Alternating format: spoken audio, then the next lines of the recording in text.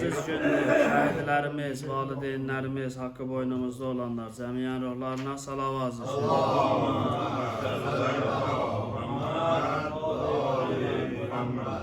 Həmişə bizlərlə bu məsciddə, bu məclislərdə, tədbirlərdə iştirak edib, indi dünyasını dəyişənlər ruhlarına salavat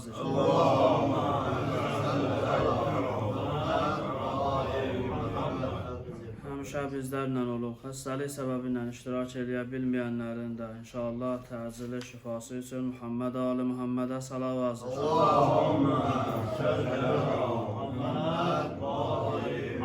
Din yolunda zəhmət çəkən böylər, ağsaqqallar, seyyidlər, ruhanilər, cəmiyyən bu kətdən olanlarla bahəm ruhlarına salavat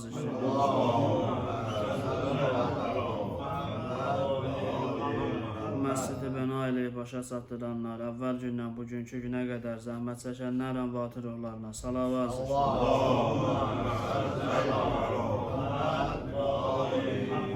Qılınan namaz, kəsilən qurbanlar, qılınan duaların ilahi dərgahda qəbuluna Muhammed Ali Muhammedə salavat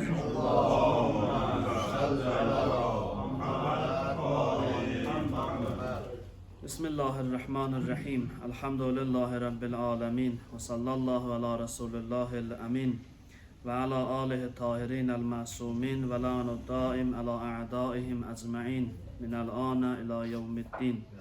Usikum ve nefsi bi təqvallah ve nəzmi əmrikum. İnşallah həm sizə, həm özümə ilahi təqvaya riayət eləməyi tövsiyə edirəm. Gizlində və aşkarda Allahdan qorxub, Allahın halalın halal, haramın haram biləyim. Və bildiyiniz kimi mübarək Qurban bayramıdır. Allah inşallah hər birimizin, hər birimizin bayramı mübarək eləsin inşallah. Allah əziz şəhidlərimiz, haqqı üzərimizdə olanların hamısın bu əziz cümə günündə və bu bayram günündə hamısının ruhunu şad eləsin inşallah. Bu günlərdə və bugün ki milyonlarla insan hal-hazırda o müqəddəs məkanlarda həcc ayinlərini icra edirlər və yaxud Kərbəlada Ərəfə günü iştirak edirlər. Allah hər birindən qəbul eləsin və hər birimizə inşallah növbəti bayramlarda o müqəddəs məkanlarda bu bayramı keçirməyi nəsib eləsin inşallah.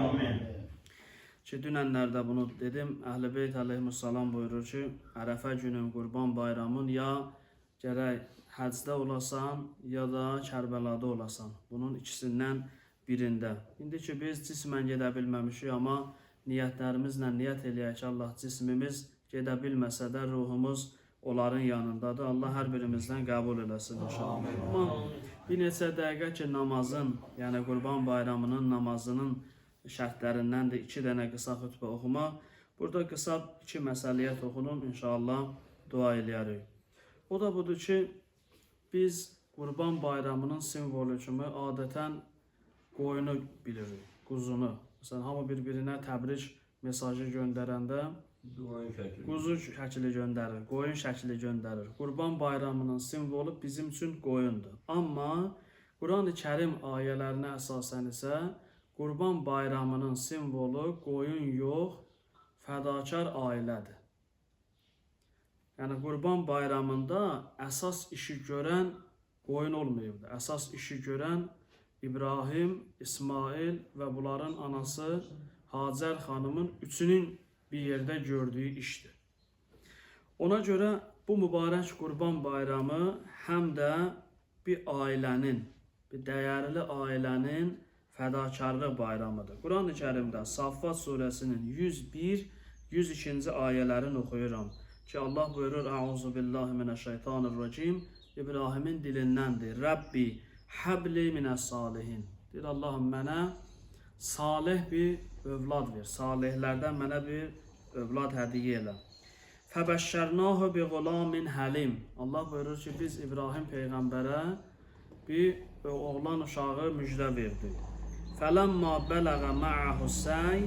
Elə ki o uşaq gəldi İbrahim peyğəmbərin artıq köməyinə çatır. Ona dəstək olur, yardım olur. Belə bir məqama çatanda dedi. Qalə ya bunəyyə. İndi İbrahim peyğəmbər oğlu İsmailə deyir. Bunu eşidibsiniz. Deyir ki ya bunəyyə inni ərə fil mənami ənni əzbəhuka. Deyir ki oğlum yuxuda gördüm mən səni zibh eləyirəm. Başı kəsirəm. Fənzur maza tərə. De görüm hələ sən necə baxırsan bu işə. Ata oğlundan soruşur da, peyğəmbərlərin də yuxusu elə vəhiydir. Onların yuxusu bizim yuxumuzdan deyil. Yuxuda görürəm, sənin başı kəsirəm, zibh eləyirəm, sən nə fikirləşirsən? İsmail peyğəmbərin cavabı: Qalə ya əbəti, if'əl ma tu'mər. Ata, sən üzərimə düşəni, sənə əmr eləyəni icra elə. Sətəciduni inşaallah minəs-sabirin. Və sən məni səbr eləyənlərdən görəcəksən. Mən sənin əmrivə, ilahi əmrə səbr eləyəcəm. Bax, diqqət edirsiniz, bu bayramın mahiyyətində hələ ki qoyundan söhbət getmir. İbrahim peyğəmbər deyir ki, oğul, mən yuxuda görürəm, səni zibh eləyirəm. Oğul da dərhal cavabında deyir ki, ata, sənə əmr olunanı sən icra elə. Mən də sənin əmrivə necə deyirlər, amadıyam. Mən sənin əmri qəbul eləyirəm. Bir ailənin ən ağır imtihanıdır. Bir etiqadi imtihan var burada. Bax, biz ki bu günləri deyəcəm axırda bu bayramı qeyd edirik. Əslində Allahla bir əhd-i peymanımız olur burada. Etiqadi imtihan nədir? İbrahim peyğəmbər bilirsiniz, Allah yaşlı vaxtında ona övlad verilib. Və ona ki kömək lazımdır, artıq əlindən tutsun, dəstək olsun. O anda əmr olunur ki, apar övladı ökəsin. İndi burada Allah əmrin icra eləmək üçün, başım üstə, gözüm üstə demək üçün nə qədər insanın imanı olmalıdır. Özü çəkəsən geriyə, Allahın əmrin verəsən irəli. Və İsmailin də həmçinin. İsmail də insan şəxsiyyət olaraq soruşur, maza tərə, sən nə fikirləşirsən? Bu da atanın məlum, atanın işi məlum. Burada tərəfin də razılığı şərtdir axı. İsmail peyğəmbər də imtihandan belə çıxır. Deyir ki, sənə əmr olunanı sən icra elə, inşallah məni səbr eləyənlərdən görəcəksən. Yəni bu günləri bizlər, sizlər, hər birimiz evimizdə məsuliyyət daşıyırıq. Etiqadi baxımdan deyirəm. Məsələn, sübh namazının vaxtıdır. Sübh namazının vaxtında deyir ki, evdə bərkdən azan denən. İndi hay salıb fəryad eləmək yox. Amma azan denən qoy evdəkilər eşitsinlər, bilsinlər ki, sübh namazının vaxtıdır. Əmrdir də, Allahın əmridir. Bir adam məsələn evdəkilərdən biri, uşaq gedir, əlin toka vuranda necə hamı bir ağızdan hay salır ki, aman da uşaq əlin toka vurmasın. Həyatı təhlükə var da orada, ona görə biz o işi görürük. İndi həmən uşaq ki, onu qoruyuruq, toka əlin vurmasın, həmən uşaq sübh vaxtında məsələn yatıbdır. Deyək, gün orta vaxtında yatıbdır. Eyni həmən reaksiyanı biz orada verməliyik. Ondan artığın. Çünki dünyada tok vursa, dünyanın həyatından məhrum olacaq. Amma Allah göstərməsin, namaza etinasızlıq nəticəsində cəza verilsə, bu cəza isə əbədi cəza olacaq. Ona görə məhşurdur, alimlərin birinin həyat yoldaşıdır. Deyir ki, uşağın durğuzur sübh namazında. İndi insandır da, uşaqdır. Soruşur ki, bana, məni niyə məcbur eləyirsən axı durum? Ana deyir ki, deyir oğul, istəmirəm cənnətə gedəndə birimiz əskik olsun. Yəni, biz ki, insanı əməllərinə görə hesab eləyəcəklər. Sən qılmasın, sənin işin çətindir. Yəni, namazı biz yüngül hesab eləyirik. Amma Müddəssir surəsinin 40-45-ci ayələrində cənnət əhli ilə cəhənnəm əhlinin söhbəti var. Soruşur cənnət əhli cəhənnəm əhlindən. Ma sələkəkum fi səqər. Nə oldu cəhənnəmə getdiniz? Qalu ləm nəkum minəl musallin. Birinci cavabları budur. Biz namaz qılanlardan deyildik.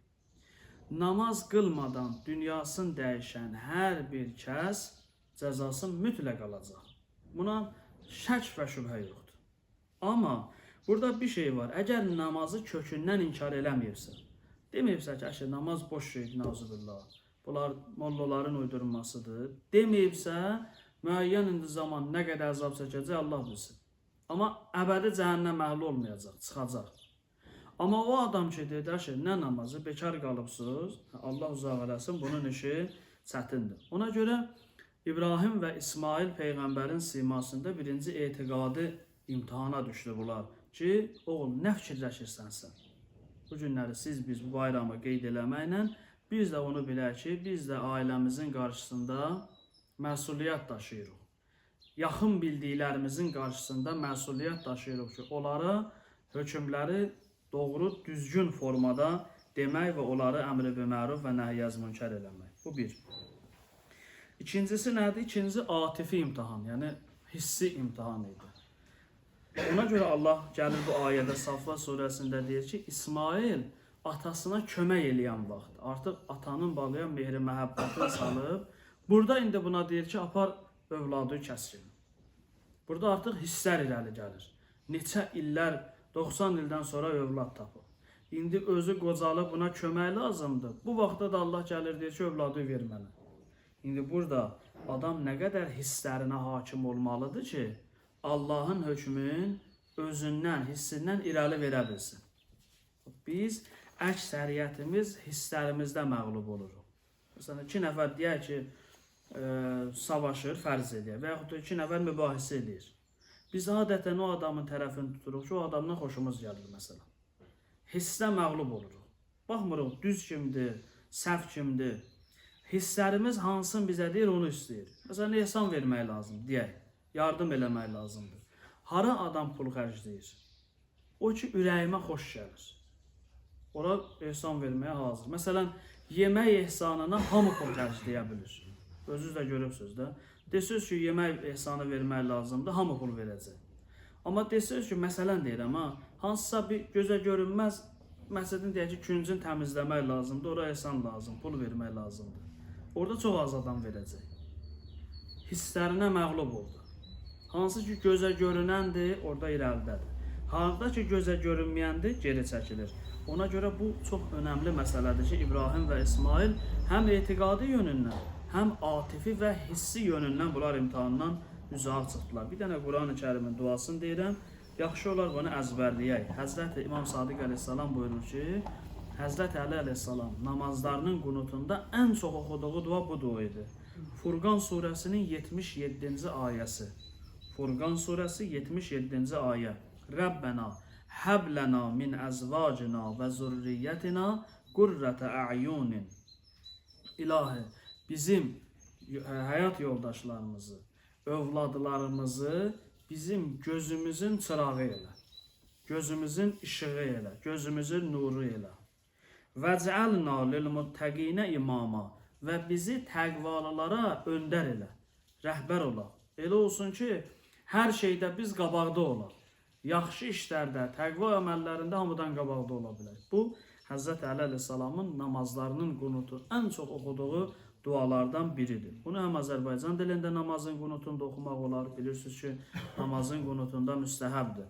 Yəni, ərəbcədə oxuya bilərik, Azərbaycancada. Nə yaxşı olar ərəbcə. İndi birdən əzbərləyə bilməsək, bunun tərcüməsini də deyə bilərik ki, bu mübarək Qurban Bayramı ailə imtihanı idi. Allah inşallah sizdir, bizdir, hər birimizi bu və bunun kimi imtihanlardan uzaq çıxarsın inşallah. Allah İzzət-i Cəlalı ehtiramına ailələrimizi, bizdən sonraki nəsilləri salihlərdən qərar versin inşallah. Bizim şəhidlərimiz, valideynlərimiz, haqqı üzərimizdə olanların hamısını qərqə rəhmət eləsin inşallah. Allah ibadət taatlərimizi qəbul eləsin inşallah.